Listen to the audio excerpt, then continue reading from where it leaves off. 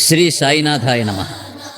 శ్రీ సాయి సచ్చరిత్రము 43, 44 అధ్యాయములు.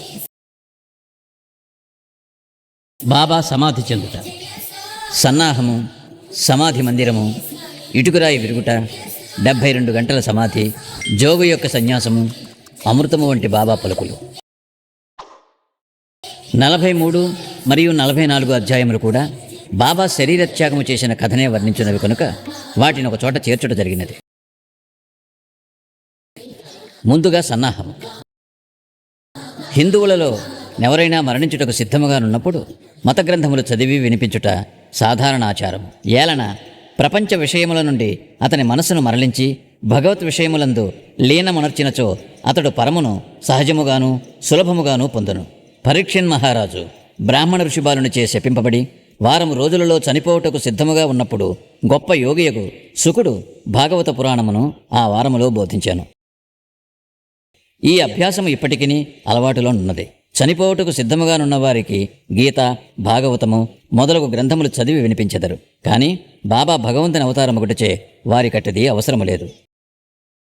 కానీ బాబా ఇతరులకు ఆదర్శముగా నుండుటకు ఈ అలవాటును పాటించేది. త్వరలోనే దేహత్యాగము చేయనున్నామని తెలియగానే వారు వజేయను నాతని పిలిచి రామవిజయమును గ్రంథమును పారాయణ చేయమనిరి.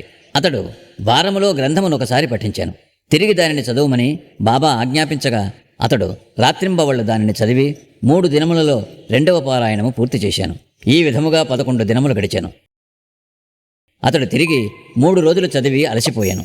బాబా అతనికి సెలవిచ్చి పొమ్మనెను. బాబా నెమ్మదిగా నుండి ఆత్మానుసంధానములో మునిగి చివరి క్షణముకై ఎదురు చూచుచుండిరి. 2-3 దినముల ముందు నుండి బాబా గ్రామము బయటకు పోవుట, భిక్షాటనము చేయుట మొదలగునవి మాని మసీదులో కూర్చుండిరి. చివరి వరకు బాబా చైతన్యముతో నుండి అందరికీ ధైర్యముగా నుండుడని సలహా ఇచ్చిరి. వారెప్పుడు పోయేదరో ఎవరికీ తెలియనేయలేదు. ప్రతిదినము కాకాసాహెబ్ దీక్షిత్, శ్రీమాన్ బూటీయు వారితో కలిసి మసీదులో భోజనము చేయుచుండెడివారు. ఆనాడు అనగా 1918 అక్టోబర్ 15వ తారీఖు హారతి పిమ్మట వారిని వారి వారి బసలకు పోయి భోజనము చేయమనిరి. అయినను లక్ష్మీబాయి షిందే, బాగోజీ షిందే, బయాజీ, లక్ష్మణ్ బాలా సింపి, నానాసాహెబ్ నిమోన్కర్ అక్కడనే యుండిరి. దిగువ మెట్ల మీద శ్యామ కూర్చుని యుండెను. లక్ష్మీబాయి షిందేకు 9 రూపాయలను దానము చేసిన పిమ్మట బాబా తనకు ఆ స్థలము బాగా లేదనియు అందుచేత తనను రాతితో కట్టిన బూటీ మేడలోనికి తీసుకుని పోయిన అతడ బాగుగా నుండుననియు చెప్పాను. ఈ తుది పలుకులాడుచు బాబా బయాజీ తాత్యాకోతేపై ఉరిగి ప్రాణములు విడిచెను. బాగోజీ దీనిని కనిపెట్టి దిగువ కూర్చునియున్న నానాసాహెబ్ నిమోన్కర్కు ఈ సంగతి చెప్పాను. నానాసాహెబ్ నీళ్లు తెచ్చి బాబా నోటిలో పోశాను. అవి బయటికి వచ్చాను. అతడు బిగ్గరగా "ఓ దేవా" అని అరిచాను. అంతలో బాబా కండ్లు తెరిచి మెల్లగా అనెను. బాబా తన భౌతిక శరీరమును విడిచిపెట్టెనని తేలిపోయాను. బాబా సమాధి చెందెనను సంగతి షిరిడీ గ్రామములో కార్చిచ్చువలే వ్యాపించాను. ప్రజలందరూ, స్త్రీలు, పురుషులు, బిడ్డలు మసీదుకు పోయి ఏడ్వసాగిరి. కొందరు బిగ్గరగా ఏడ్చిరి, కొందరు వీధులలో నేర్చుచుండెరి, కొందరు తెలివి తప్పిపడిరి. అందరి కండ్ల నుండి నీళ్లు కాలువల వలె పారుచుండెను. అందరూ విచారగ్రస్తులయ్యిరి. కొందరు సాయిబాబా చెప్పిన మాటలు జ్ఞాపకము చేసుకున్న మొదలెడిరి. మునుముందు 8 ఏండ్ల బాలునిగా ప్రత్యక్షమయ్యేదనని బాబా తమ భక్తులతో చెప్పిరని ఒకరనిరి. ఇవి యోగీశ్వరుని వాక్కులు కనుక ఎవరునూ సందేహింపనక్కరలేదు. ఏలన కృష్ణావతారములో శ్రీ మహావిష్ణువు ఈ కార్యమే వనర్చెను. సుందర శరీరముతో ఆయుధములు గల చతుర్భుజములతో శ్రీకృష్ణుడు దేవకీదేవికి కారాగారమున 8 ఏండ్ల బాలుడుగానే ప్రత్యక్షమయ్యను. ఆ అవతారమున శ్రీకృష్ణుడు భూమి భారము తగ్గించాను. ఈ సాయిబాబా అవతారము భక్తులను ఉద్ధరించుటకై వచ్చినది కనుక సంశయింప కారణమేమున్నది? యోగుల జాడలు అగమ్యగోచరములు. సాయిబాబాకు తమ భక్తులతోడి సంబంధము ఈ యొక్క జన్మతోడిదే కాదు, అది కడచిన 72 జన్మల సంబంధము. ఇట్టి ప్రేమబంధములు కలిగించిన సాయిబాబా మహారాజు ఎచ్చటికో పర్యటనకై పోయినట్లు అనిపించుట వలన వారు శీఘ్రముగానే తిరిగి ఒత్తురను దృఢ విశ్వాసము భక్తులకు కలదు. బాబా శరీరము ఎట్లు సమాధి చేయవలనన్న విషయము గొప్ప సమస్య ఆయను. కొందరు మహమ్మదీయులు బాబా శరీరమును ఆరుబయట సమాధి చేసి దానిపై గోరీ కట్టవలననిరి. కుషాల్ చందు, అమీర్ శక్కర్ కూడా ఈ అభిప్రాయమునే వెలిబుచ్చిరి. కానీ రామచంద్ర పాటీల్ అను గ్రామ మునసబు గ్రామములోని వారందరితో నిశ్చితమైన దృఢ కంఠస్వరముతో, మీ ఆలోచన మాకు సమ్మతము కాదు, బాబా శరీరము రాతివాడాలో పెట్టవలసినదే అనెను. అందుచే గ్రామస్తులు 2 వర్గములుగా విడిపోయి ఈ వివాదము 36 గంటలు జరిపిరి. బుధవారం ఉదయము గ్రామములోని జ్యోతిష్కుడును శ్యామాకు మేనమామయును అగు లక్ష్మణమామ జోషికి బాబా స్వప్నములో కనిపించి చేయి పట్టిలాగి ఇట్లనెను. త్వరగా లెమ్ము, బాపు సాహేబు నేను మరణించి తిననుకొనుచున్నాడు, అందుచేనతడు రాడు. నీవు పూజ చేసి కాకడా హారతిని ఇమ్ము. లక్ష్మణమామ సనాతనాచార పరాయణుడైన బ్రాహ్మణుడు. ప్రతిరోజు ఉదయము బాబాను పూజించిన పిమ్మట తక్కిన దేవతలను పూజించుచుండెడివాడు. అతనికి బాబా యందు పూర్ణ భక్తి విశ్వాసములు ఉండెను. ఈ దృశ్యమును చూడగానే పూజాద్రవ్యముల పళ్ళెమును చేత ధరించి మౌల్వీలు ఆటంకపరచుచున్నను పూజను హారతిని చేసిపోయాను. మిట్ట మధ్యాహ్నము బాపూసాహెబ్ జోగ్ పూజాద్రవ్యములతో అందరితో మామూలుగా వచ్చి మధ్యాహ్న హారతిని నెరవేర్చెను. బాబా తుది పలుకులను గౌరవించి ప్రజలు వారి శరీరమును వాడాలో ఉంచుటకు నిశ్చయించి అతడి మధ్యభాగమును త్రవ్వుట ప్రారంభించిరి. మంగళవారము సాయంకాలము రహతా నుండి సబ్ ఇన్స్పెక్టర్ వచ్చెను. ఇతరులు తక్కిన స్థలముల నుండి వచ్చిరి. అందరూ దానిని ఆమోదించిరి. ఆ మరుసటి ఉదయము అమీర్భాయ్ బొంబాయి నుండి వచ్చెను. కోపర్గాం నుండి మామల్తదారు వచ్చెను. ప్రజలు భిన్నాభిప్రాయములతో ఉన్నట్లు తోచెను. కొందరు బాబా శరీరమును బయటనే సమాధి చేయవలనని పట్టుబట్టిరి.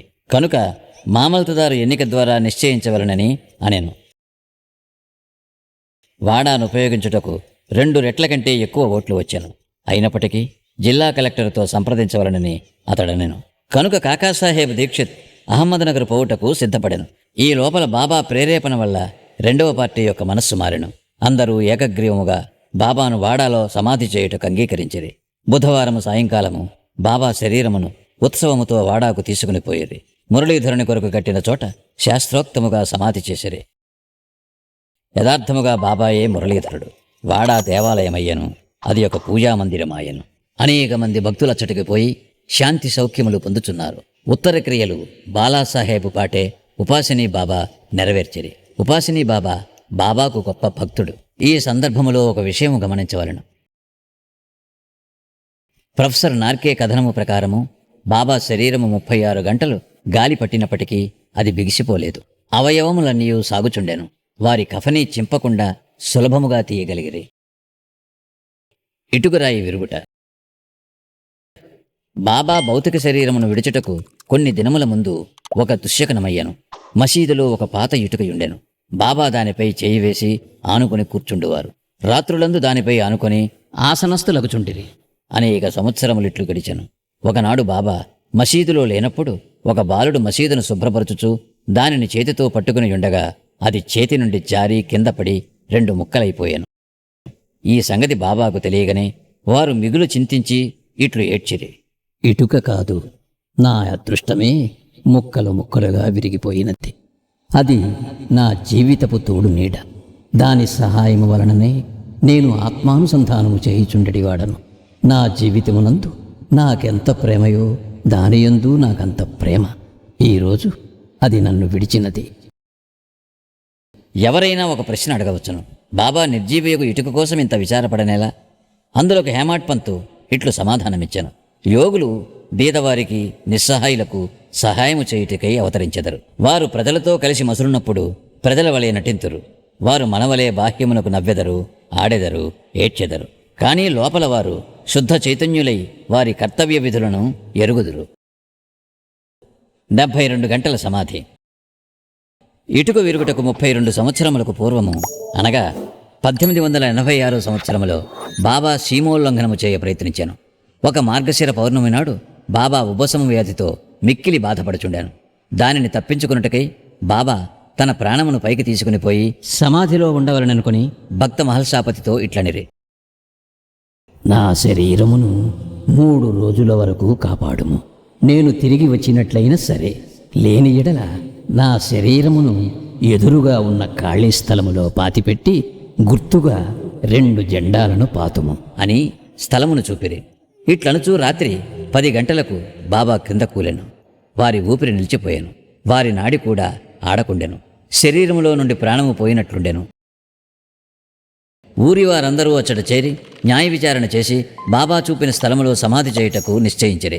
కాని మహల్సాపతి అడ్డగించెను. తన ఒడిలో బాబా శరీరమునుంచుకొని 3 రోజులట్లే కాపాడుచూ కూర్చుండెను. 3 దినముల పిమ్మట తెల్లవారుజామున 3 గంటలకు బాబా శరీరములో ప్రాణమున్నట్లు కనిపించెను. ఊపిరి ఆడ ఆరంభించెను. కడుపు కదలెను, కండ్లు తెరచెను, కాళ్ళు చేతులు సాగదీచు బాబా లేచెను. దీనిని బట్టి సదువరులు ఆలోచించవలసిన విషయమేమనా, బాబా 3 మూరల శరీరమా లేక లోపలనున్న ఆత్మయా? పంచభూతాత్మకమగు శరీరము నాశనమగును. శరీరము అశాశ్వతము గాని లోనున్న ఆత్మ పరమసత్యము, అమరము, శాశ్వతము. ఈ శుద్ధ సత్తాయే బ్రహ్మము. అదే పంచేంద్రియములను మనస్సును స్వాధీనమందుంచుకున్నది, పరిపాలించున్నది. అది ఏ సాయి.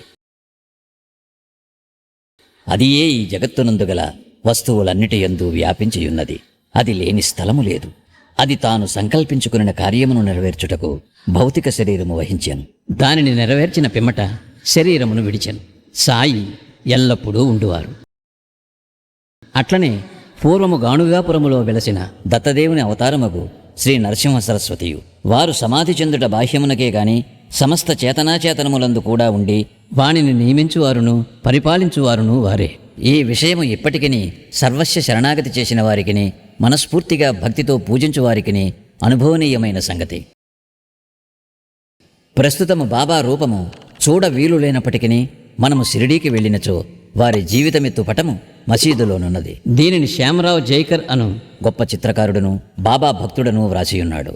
భావుకుడు భక్తుడునైన ప్రేక్షకునికి ఈ పటము ఈనాటికినీ బాబాను భౌతిక శరీరముతో చూచినంత తృప్తి కలుగు చెయ్యును. బాబాకు ప్రస్తుతము భౌతిక శరీరము లేనప్పటికీ వారక్కడనే కాక ప్రతి చోటను నివసించుచు పూర్వము వలనే తమ భక్తులకు మేలు చేయుచున్నారు. బాబా వంటి యోగులు ఎన్నడూ మరణించరు. వారు మానవులోలే కనిపించినను నిజముగా వారే దైవము. బాపూసాహెబ్ జోగు సన్యాసము. జోగు సన్యాసము పుచ్చుకొనిన కథతో హేమాడ్ పంతు ఈ అధ్యాయమును ముగించుచున్నారు. సఖారాం హరి ఉరఫ్ బాపూసాహెబ్ జోగ్ పూణే నివాసియకు సుప్రసిద్ధ వార్కరి విష్ణుబువా జోగ్ గారికి చిన్నాయన. 1909 సంవత్సరమున సర్కారు ఉద్యోగం నుండి విరమించిన తరువాత భార్యతో షిరిడీకి వచ్చి నివసించుచుండెను. వారికి సంతానము లేకుండెను. భార్యాభర్తలు బాబాను ప్రేమించి బాబా సేవయందే కాలమంతయు గడుపుచుండరి. మేఘశ్యాముడు చనిపోయిన పిమ్మట బాపూసాహెబ్ జోగ్ మసీదులోనూ చావడిలోనూ కూడా బాబా మహాసమాధి పొందు వరకు హారతి ఇచ్చుచుండెను. అదీనూగాక ప్రతిరోజు సాఠేవాడాలో జ్ఞానేశ్వరియు ఏకనాథ భాగవతమును చదివి వినవచ్చిన వారందరికీ బోధించుచుండెను. అనేక సంవత్సరములు సేవ చేసిన పిమ్మట జోగ్ బాబాతో, నేనిన్నాళ్ళు నీ సేవ చేసితిని, నా మనసు ఇంకనూ శాంతము కాలేదు. యోగులతో సహవాసము చేసినను నేను బాగు కాకుండాటకు కారణమేమి? ఎప్పుడు కటాక్షించెదవు అనెను. ఆ ప్రార్థన విని బాబా, కొద్ది కాలములో నీ దుష్కర్మల ఫలితము నశించును, నీ పాపపుణ్యములు భస్మమగును. ఎప్పుడు నీవు అభిమానమును పోగొట్టుకుని మోహమును రుచిని జయించెదవో, ఆటంకములన్నిటినీ కడచెదవో, హృదయపూర్వకముగా భగవంతుని సేవించుచు సన్యాసమును పుచ్చుకునేదవో, అప్పుడు నీవు ధన్యుడు అయ్యెదవు అనిరి. కొద్ది కాలము పిమ్మట బాబా పలుకులు నిజమాయను. అతని భార్య చనిపోయాను. అతనికి ఇంకొక అభిమానమేదియూ లేకుండాటచే అతడు స్వేచ్ఛాపరుడై సన్యాసమును గ్రహించి తన జీవిత పరమావధిని పొందెను. అమృతతుల్యమగు బాబా పలుకులు. దయాదాక్షిణ్యమూర్తియగు సాయిబాబా పెక్కుసారుడు మసీదులో ఈ దిగువ మధురవాక్యములు పలికిరి. ఎవరైతే నన్ను ఎక్కువగా ప్రేమించెదరో వారు ఎల్లప్పుడూ నన్ను దర్శించెదరు. నేను లేక ఈ జగత్తంతయు వారికి శూన్యము. నా కథలు తప్ప మరేమీయూ చెప్పడు. సదా నన్నే ధ్యానము చేయును. నా నామమునే ఎల్లప్పుడూ జపించుచుండును. ఎవరైతే సర్వస్వ శరణాగతి చేసి నన్నే ధ్యానింతురో వారికి నేను రుణస్థుడను. వారికి మోక్షమునిచ్చి వారి రుణము తీర్చుకొనెదను. ఎవరైతే నన్నే చింతించుచు నా గూర్చియే దీక్షతో నుందురో, ఎవరైతే నాకర్పించనిదే ఏమీ తినరో అట్టి వారిపై నేను ఆధారపడి ఉందును. ఎవరైతే నా సన్నిధానమునకు వచ్చెదరో వారు నది సముద్రములో కలిసిపోయినట్లు నాలో కలిసిపోదురు. కనుక నీవు గర్వము అహంకారము లేశమైన లేకుండా నీ హృదయములో ఉన్న నన్ను సర్వస్వ శరణాగతి వేడవలెను. నేననగానెవరో సాయిబాబా ఎన్నోసార్లు బోధించిరి. వారిట్లనిరి: నన్ను వెతుకుటకు నీవు దూరముగా కాని మరెచ్చటికీ కాని పూనక్కరలేదు. నీ నామము నీ ఆకారము విడిచినచో నీలోనే కాక అన్ని జీవులలోనూ చైతన్యము లేదా అంతరాత్మయని ఒకటి ఉండును. అదే నేను. దీనిని నీవు గ్రహించి నీలోనే కాక అన్నిటిలోనూ నన్ను చూడుము. దీనిని నీవు అభ్యసించినచో సర్వవ్యాపకత్వం అనుభవించి నాలో ఐక్యము పొందెదవు. హేమాడ్ పంతు చదువరులకు ప్రేమతో నమస్కరించి వేడునదేమనగా, వారు వినయ విధేయతలతో దైవమును, యోగులను, భక్తులను ప్రేమింతురుగాక. బాబా పెక్కుసారులు: ఎవరైతే ఇతరులను నిందించెదరో వారు నన్ను హింసించిన వారగుదురు. ఎవరైతే బాధలు అనుభవించెదరో ఓర్చుకుందురో వారు నాకు ప్రీతి గూర్చెదరు అని చెప్పిరి కదా. బాబా సర్వవస్తు జీవ సముదాయములో ఐక్యమయ్యున్నారు. భక్తులకు నలుప్రక్కలా నిలిచి సహాయపడెదరు. సర్వజీవులను ప్రేమించుట తప్ప వారు మరేమీ కోరరు. ఇట్టి శుభమైన పరిశుభ్రమైన అమృతము వారి పెదవుల నుండి స్రవించుచుండెను. హేమాడ్ పంతు ఇట్లు ముగించుచున్నారు: ఎవరు బాబా కీర్తిని ప్రేమతో పాడెదరో, ఎవరు దానిని భక్తితో వినెదరో ఉభయులను సాయితో ఐక్యమగుదురు. 43, 44 అధ్యాయములు సంపూర్ణము. 6వ రోజు పారాయణము సమాప్తము. సద్గురు శ్రీ సాయినాథార్పణమస్తు. శుభం భవతు.